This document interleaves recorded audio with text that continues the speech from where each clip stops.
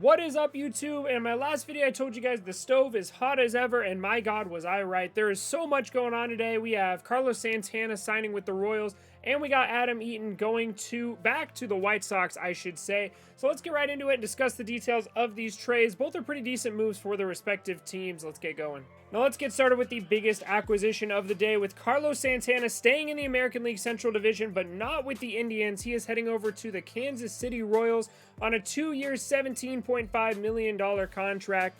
Now, Carlos Santana didn't have the best 2020 season, hitting 199 with a 699 OPS, but obviously 2020 was kind of a weird year. I feel like a lot of players are poised to bounce back in 2021. Now, he did lead the American League in walks with 47 walks, and that gave him a 349 OBP. So definitely a pretty good pickup for the Royals. He is in his age 34 season, so he's getting up there in years.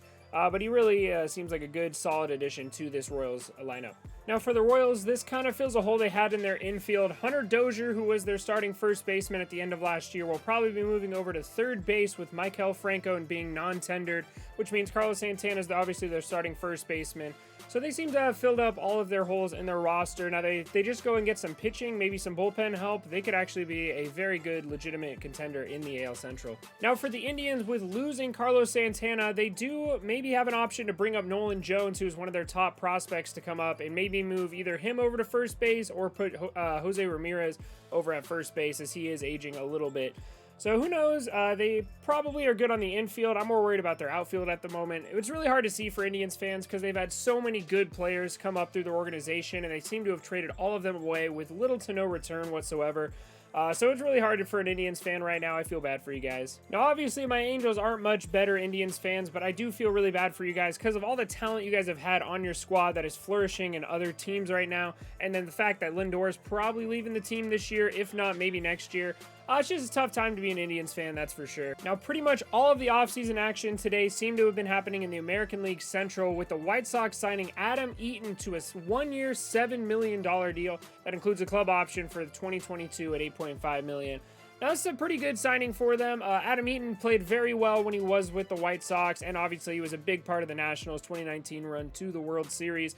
But 2020 was definitely not Adam Eaton's year. But as we talked about with a lot of these free agents, it's kind of up in the air whether that was a fluke or if that is a legitimate concern with his performance going forward. Now, the Adam Eaton signing is pretty interesting for the White Sox. They do need a little bit more help in that outfield. Adam Eaton, I feel like, is a pretty safe option. You kind of know exactly what you're going to get with him.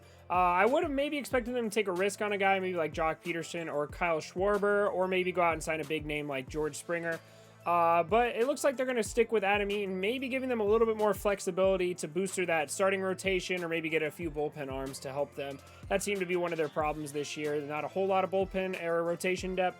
But at the end of the day, they do have a lot of young arms in their system, and they just signed Lance Lynn. So maybe if they went out and got a Trevor Bauer, I would be absolutely terrified of the White Sox, even though I probably am already. Now, before we go today, I do have some off-season signing rumors that are potentially very interesting, in my opinion. One of those being the possibility of DJ Lemahieu going to the New York Mets. Now, this would be very interesting. Of course, Robinson Cano was suspended this year for PED usage, so he's not going to play in 2021. But DJ LeMahieu is a free agent, and Stephen Cohen is definitely planning on spending a lot of money. So he could possibly outbid the Yankees for DJ LeMahieu's services, which would be a pretty interesting and a very unexpected move that I definitely didn't see happening. But honestly, it's not that far-fetched with the amount of money that Stephen Cohen's planning on putting into the team. Now, I would not be surprised if we saw the Mets sign a lot of big free agents this offseason. I'm 99% sure either Springer will go to the Mets or the Blue Jays.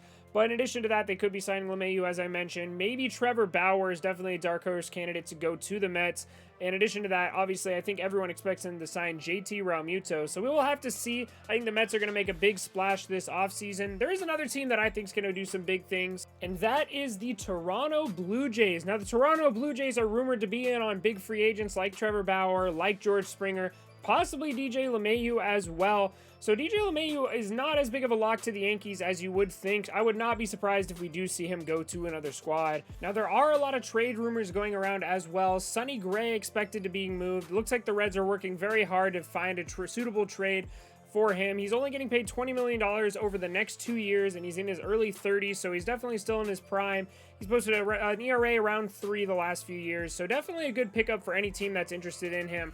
Obviously, it looks like the Reds might be looking to move some money, get a little bit lower in that payroll for next year in 2021. Blake Snell is another name that is looking to be shopped. A lot of starting pitching, looking to get some big return for teams shopping them. Even Zach Wheeler might be definitely an option to be traded from the Phillies. They're looking to get some maybe some trade capital, maybe some booster to that farm system a little bit, or get some bullpen help. The Phillies have had a lot of issues that they need to fill. So we will definitely see, and I will keep you guys updated on that. Now, we will have to wait and see for all those free agents that are still remaining and those trade talks that are heating up. But that is going to do it for this video today. Thank you guys all so much for watching. Now, if you did like the video, be sure to subscribe and like the video. In addition to that, if you want to follow us on Instagram and Twitter, you can learn more information about when YouTube videos are coming out and Twitch streams as well. If you want to follow my Twitch, that's in the description. We also have a link to the Discord where you can talk about MLB stuff 24/7 with other MLB fans. Now, that's going to do it for us today. Y'all have a great rest of your night, and I will see you guys next time.